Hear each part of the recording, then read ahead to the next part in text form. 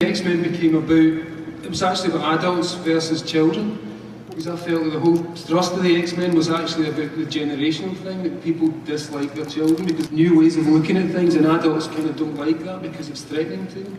So I saw the X-Men as being about that, and basically that's where we took it in that direction, basically about the war between adults and youth.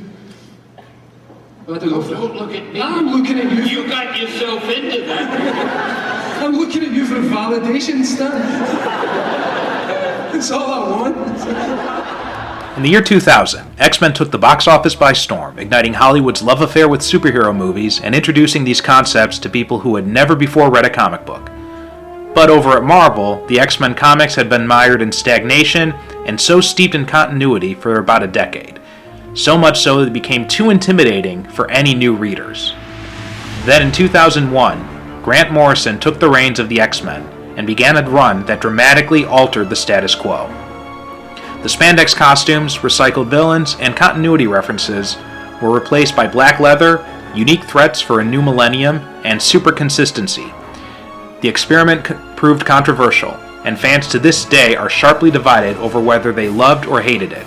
And many of the echoes of Morrison's work continue to reverberate even in the present titles. Now, 20 years later, 3 X fans take a look back at this seminal run, going issue by issue and reminiscing over how these issues hit at the time and how they read all these years later.